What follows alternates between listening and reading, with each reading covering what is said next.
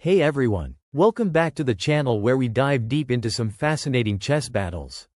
Today, we're looking at a game that kicks off with a somewhat flexible and unknown opening, but don't let that fool you. There's plenty of subtle maneuvering and strategic tension right from the start. White begins with knight to f3, a classic developing move, aiming to control the center and prepare for a flexible pawn structure. Black responds symmetrically with knight to f6, mirroring White's plan and keeping things balanced. d4 stakes a claim in the center, and e6 sets up a solid pawn chain, hinting at a queen's gambit decline type structure. c4 challenges the center further, and d5 locks things in. Both sides are following well-trodden paths here, developing pieces and fighting for central control. White's knight to c3 and Black's bishop to e7 continue smooth development. White's bishop to f4 is a nice touch, putting pressure on Black's position and preparing for kingside castling. Black castles kingside, securing the king and connecting the rooks. White plays e3, solidifying the center and opening lines for the dark squared bishop, while Black strikes with c5, challenging White's center and signaling a dynamic pawn structure ahead. Now things get a little more interesting. White captures on c5, grabbing a pawn and nudging the evaluation slightly in White's favor. Black recaptures with the bishop, keeping material balanced and maintaining piece activity. White pushes forward with c takes d5, capturing again and trying to open the position. Black responds by recapturing with the pawn, and the position remains roughly equal but with some subtle tension. White develops the bishop to e2, preparing to castle and keeping options flexible. Black brings out the knight to c6, increasing pressure on the center.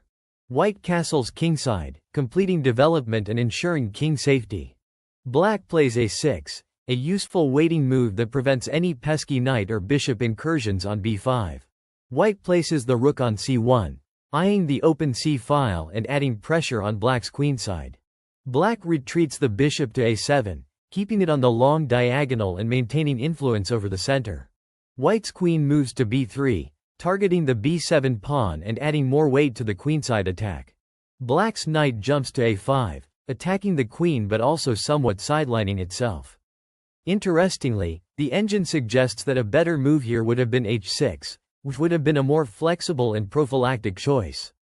This knight maneuver gives White a chance to press an advantage as the evaluation swings noticeably in White's favor. White retreats the queen back to c2, a cautious move that keeps options open but misses a chance to maintain more pressure with queen a3. Black immediately counters by repositioning the knight to c6, aiming to challenge White's control over the center and prepare for further piece activity. White's queen returns to b3, reasserting pressure on the queenside and eyeing the b7 pawn once again. Black's knight swings back to a5, repeating the earlier maneuver and keeping the tension alive. Now White finally plays queen a3, a move that the engine favored earlier, increasing pressure on Black's queenside and aiming at the c5 square. Black develops the bishop to e6, a natural and solid move that supports the center and prepares to contest the d5 square. White brings the rook to d1, centralizing and adding support to the d4 pawn, while also preparing to contest the open file. Black responds by moving the rook to c8, contesting the c-file and indirectly defending the knight on a5. White's knight jumps to e5, an aggressive central post aiming to create tactical threats, although the engine suggests bishop e5 would have been more precise here. Black retreats the bishop back to b8, a defensive maneuver that keeps the bishop safe and supports potential pawn breaks or knight redeployments. White pulls the knight back to d3, perhaps recalibrating for better control over key squares and preparing to support central pawns. Black's knight moves to c4, a strong outpost putting pressure on White's queen and controlling important central and queenside squares. White's queen slides over to b4, maintaining pressure on the knight and keeping an eye on the queenside pawns. Black doubles down on the c-file by moving the rook to c6, reinforcing the knight and preparing to challenge White's control. White pushes b3, kicking the knight on c4 and trying to gain space on the queenside. Black's knight retreats to d6, repositioning to a more central and flexible square, ready to jump into the action. White's knight hops to c5, aiming to challenge Black's central control, but the engine notes that bishop f3 would have been a stronger positional move here. Black's queen moves to c8, reinforcing the c6 rook and preparing to coordinate defense and counterattack. White's knight retreats to d3, perhaps seeking to regroup and support key squares. Black's knight advances to e4, centralizing aggressively and threatening to exchange off White's active pieces. White captures the knight on e4, simplifying the position and removing a strong black piece from the center. Black recaptures with the pawn, opening the d-file and keeping the center fluid. White grabs the rook on c6, a bold capture that wins material and increases White's advantage significantly. Black recaptures with the queen, maintaining balance but now facing a material deficit and a tougher defensive task ahead. White plays rook c1, calmly placing the rook on an open file, eyeing that critical c6 square. This is a natural developing move, keeping pressure on Black's position. Black responds with queen d5, centralizing the queen and challenging White's control over the center. Both sides are jockeying for position here, no big fireworks yet. White captures on b8 with bishop takes b8, snagging Black's bishop. This is a key moment. White is converting material advantage into a stronger position. Black recaptures with rook takes b8, but here the engine suggests that a5 would have been more dynamic, aiming for counterplay on the queen side. White's knight jumps to knight c5, a powerful outpost that eyes critical squares and supports White's growing initiative. Black brings the rook back to rook d8, contesting the d-file but missing a better defensive resource with h6. This move feels a bit passive given the tension. White pushes h3, a subtle prophylactic move preventing Black's pieces from infiltrating and giving the king some breathing room.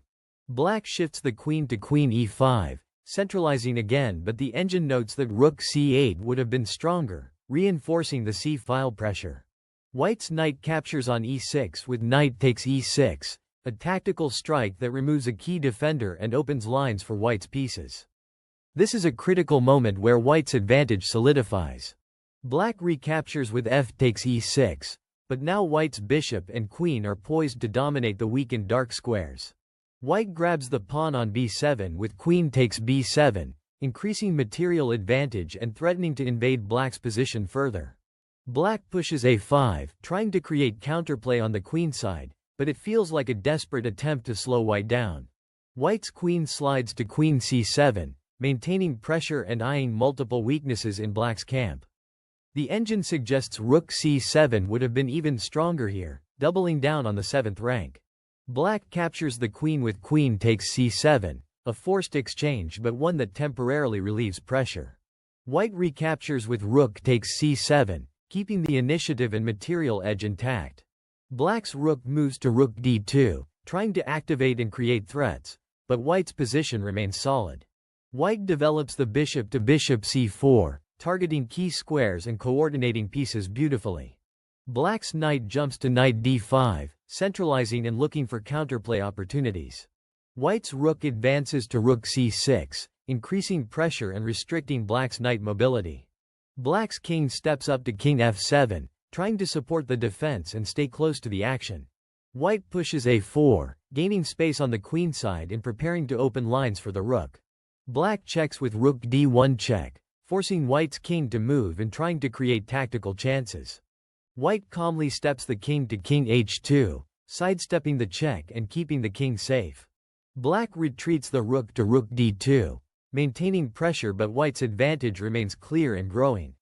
White's king steps up to g3, activating itself in the endgame. This is textbook endgame technique.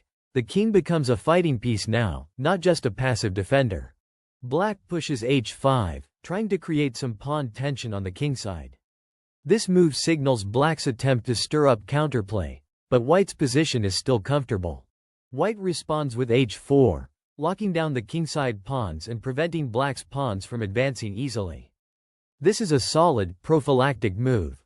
Black counters with g5, trying to pry open lines and challenge White's pawn structure. The tension is building here. White captures on g5 with h takes g5, opening the h-file and increasing White's pawn majority on the kingside. This capture also improves White's material edge as the evaluation jumps. Black pushes h4 check, delivering a check and forcing White's king to react. This is a tactical shot to keep white's king slightly off balance. White calmly captures back with king takes h4, maintaining the material advantage and centralizing the king further. This is the right call, no panic here. Black grabs a pawn with rook takes f2, snatching material and trying to reduce white's advantage. This move keeps black in the game, but white's position remains preferable. White's bishop captures the knight on d5 with bishop takes d5, a powerful move that simplifies the position and increases white's material lead. Trading off black's active knight is a smart strategic choice here. Black recaptures with e takes d5, keeping the pawn structure intact but losing a key piece. White's advantage is now quite significant. White checks with rook f6 check, but this turns out to be a missed opportunity. The engine suggests that simply moving the king to g3 would have been stronger, keeping the pressure without allowing exchanges. Black captures the rook with rook takes f6, evening out the material somewhat and reducing white's attacking potential. White recaptures with g takes f6, maintaining a strong pawn presence in the center and kingside. This pawn could become a real asset in the endgame. Black's king steps forward to king takes f6, taking back the pawn and centralizing itself. The kings are now very active, which is typical in endgames. White's king moves to g3, aiming to support the pawns and restrict black's king. Both kings are now duking it out for control of key squares. Black responds with king g5, trying to challenge white's king and create counterplay opportunities. White retreats the king to f2, keeping flexible and ready to support the pawns or block black's king. Black advances with king g4, continuing the battle for territory. This is a tense king dance, with both sides jockeying for the best squares. White steps back to f1, maintaining a solid defensive posture and keeping an eye on black's king. Black pushes the king to king g3, trying to infiltrate white's position and put pressure on the pawns. White's king sidesteps to g1, preventing black from making further inroads and keeping the position closed. Black's king moves to king h4, maintaining proximity to white's pawns and looking for chances to create weaknesses. So here we see a classic king and pawn endgame battle unfolding. Both sides maneuvering carefully, probing for weaknesses, and trying to convert their material and positional advantages. White's extra pawns and bishop give them a tangible edge, but black's active king and rook create enough tension to keep things interesting. Thanks for sticking with me through this exciting endgame phase.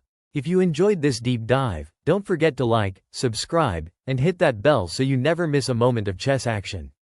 Until next time, keep those kings active and your pawns marching forward.